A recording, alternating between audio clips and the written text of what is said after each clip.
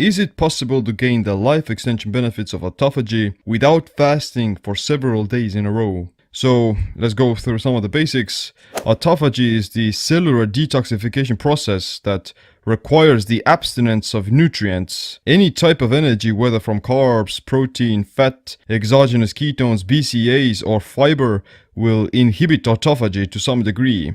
To induce autophagy, your liver glycogen needs to be low.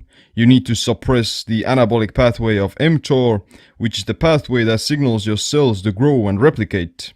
You also need to upregulate AMPK, which is the fuel sensor that gets released in energy deprivation and fat burning. And you need to be in this depleted state for at least a day or even more. Autophagy is a very new thing and we don't know much about it, and that's what the current research is showing us. However, what we also know is that autophagy is a matter of degree and it's happening in different tissues all the time. There are even some foods and compounds that boost autophagy even while eating. Exercise and heat saunas can also stimulate autophagy. So what I propose is that rather than looking at autophagy as something regulated by food, think of it as mediated by the overall energy homeostasis of your body.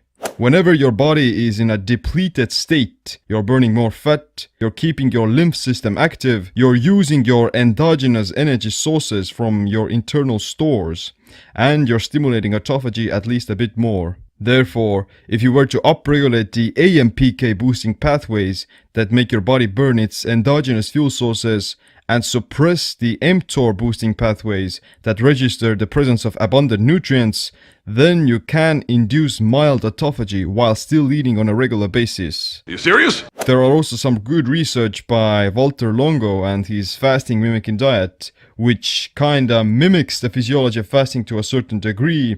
It's gonna put you into deep ketosis, but at the same time, you may not gain the full benefits of autophagy, like this deeper cellular cleansing. But at the same time, you know, it's a still great way of kind of restricting your nutrient intake and priming yourself to be more pro-autophagy, if that makes sense.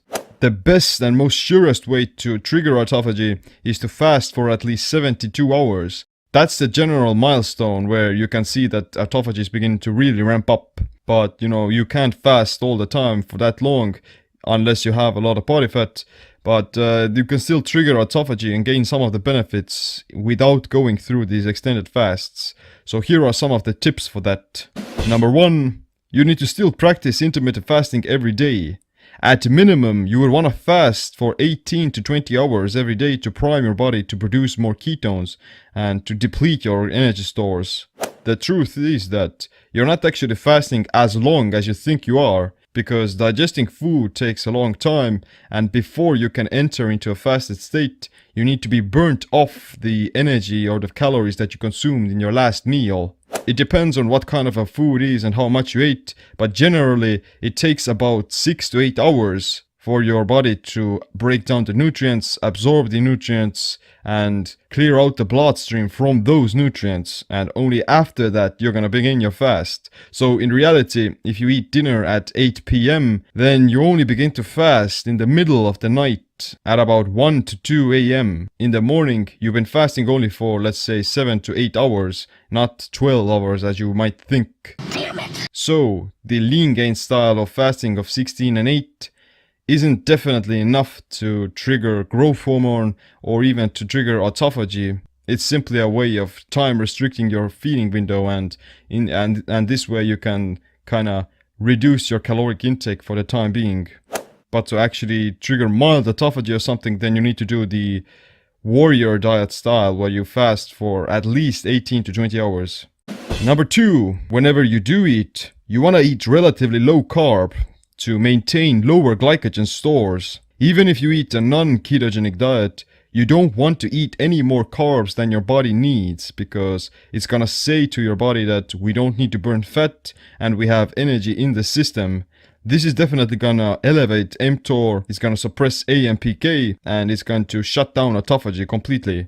Muscle glycogen is irrelevant in this scenario, so You can definitely exercise hard and deplete your muscle glycogen and even consume some carbs to replenish those muscle glycogen while still staying in ketosis. But to maintain autophagy, you want to keep liver glycogen quite low most of the time. This means that eating high amounts of carbohydrates isn't definitely ideal in most scenarios. The only time you want to eat carbs is in a depleted state, when your body is going to use that glucose very fast and the muscle cells are going to absorb it very quickly. You don't want to be consuming too much fruit either, because fruit will replenish liver glycogen without filling up your muscle glycogen. So it will definitely shut down the AMPK pathways. Number 3.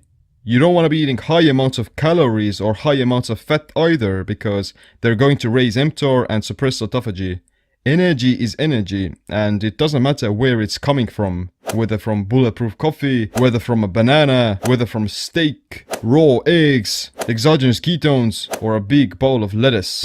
Overconsumption of calories in any shape or form is going to inhibit AMPK. For longevity purposes and fat burning purposes, you always want to maintain this state where you're staying around your caloric maintenance. You don't ever want to do these crazy dirty bulks, because it's going to mess up all of your metabolic pathways almost. Got fat. Caloric restriction, however, it can definitely increase autophagy to some degree.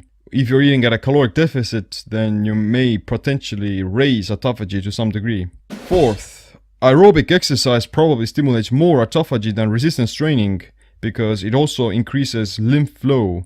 However, both of them are needed for maintaining lean mass. If you were to do only cardio at a fasted state while eating at a caloric deficit, then you will induce autophagy, but autophagy is catabolic and it will make you lose lean muscle tissue. Therefore, if you're eating fewer calories, then it's super important to do resistance training and lift heavy weights, because you're gonna preserve your muscle, and muscle is incredibly important for longevity. It has many anti-aging benefits. It improves insulin sensitivity, it strengthens your bones, and it protects against many other diseases. You would live longer and healthier if you were to experience less autophagy but maintain muscle, rather than get skinny fat but have more autophagy. There's this fine line between balancing between mTOR and autophagy. You want to have both. 5. Certain foods also stimulate autophagy, like coffee, green tea, turmeric, ginger, ginseng, medicinal mushrooms, adaptogenic herbs, berberine, and elderberries. The idea is to activate AMPK, which signals your body that it needs to switch over to burning its energy backup stores. All of them are these kinds of herbs that have this hormetic effect on your body. They have small amounts of anti-nutrients, and they activate the NRF2 pathway, which is the main antioxidant pathway in your body. This is gonna have a beneficial anti-fragile and hormetic effect on your entire body, and triggering autophagy is probably a part of it. Number 6. Everything that stimulates the lymph system will have a carryover effect to autophagy as well. Sweating through exercise, hot yoga, heat saunas, infrared saunas, rebounding, bouncing around on your feet. Everything that keeps your blood flowing can at least help you with flushing out the toxins in your body. If you've accumulated a ton of waste material and certain toxins into your system, then you're not going to even trigger autophagy until you've cleaned out your body first. So that's why, if your purpose is to activate autophagy more, then you want to always maintain this semi-depleted state. Doing stuff like ice cold baths, coffee enemas, different inversion tables, salt flushes, taking activated charcoal, spirulina, all of those things that help you detox your body, they can help you to trigger autophagy faster, and they can also make you enter a fasted state also quite rapidly. As soon as your body gets depleted, that's a sign to raise AMPK, and in so doing, activate autophagy as well. Number 7. Suppressing insulin and eating less protein will suppress mTOR, which can help to raise autophagy. Too much autophagy can make you catabolic if you stay there for too long.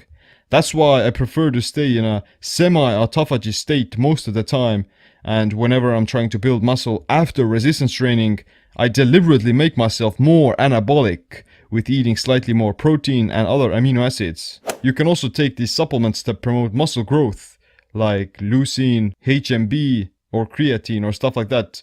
They're gonna stimulate mTOR and promote muscle growth, but because I'm already staying in semi-autophagy and very deep ketosis most of the day with fasting, exercise, heat saunas, and autophagy boosting foods, then I create this buffer zone and I kind of reap the benefits of both worlds.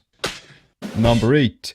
Dry fasting is especially effective when triggering autophagy and putting yourself into ketosis faster. When you're not eating food and you started to fast, then before your body can trigger autophagy, then it still needs to go through this period of digesting the food that you ate last night and also absorbing the other nutrients. Drinking water itself is still a form of energy. It's not going to give you calories that you can burn off, but it's still something that you have to digest. Hydration is definitely very crucial, and you don't want to deprive yourself from water for too long, and you want to make sure that you get enough electrolytes, minerals and salts and stuff like that. But at the same time, dry fasting for short periods of time are very beneficial just because of the autophagy boosting effect. They also say that dry fasting is 3 times more effective than water fasting, so in theory, you can trigger deep autophagy with only 1 day of dry fasting instead of 3 days of water fasting. And you don't even need to dry fast for the entire 24 hours. Simply restricting your water intake as well and experiencing mild dehydration at least throughout the night, that's a great way to prime your body to activate AMPK more and trigger autophagy. Even in this scenario, you're not actually dehydrated because burning fatty acids and converting your body fat into energy, it creates hydrogen molecules, it creates water, and you're not even gonna stop urinating while you're dry fasting. You're still burning fat, you're still producing calories from your body fat, and you're still converting body fat into water. That's how crazy your body is, like literally a survival machine. And you can definitely add this to your arsenal of fasting. So, on any day, what I recommend is to at least dehydrate yourself throughout the night. That's the minimum you should do. You don't want to be guzzling down a lot of water before you go to bed because it's going to make you go to the bathroom, it's going to disrupt your sleep. And you definitely don't want to be drinking anything throughout the night either because it's going to inhibit the dehydration dry fasting effect. What you want to do instead is stop drinking water after dinner and simply rehydrate yourself in the morning with some good salts and some water. That's a very simple way of activating the hormetic effect of dry fasting without actually going into a crazy dry fasting routine. So here is my general blueprint of what I do to every day to keep myself in a more autophagy boosting state without actually fasting for any longer than 24 hours.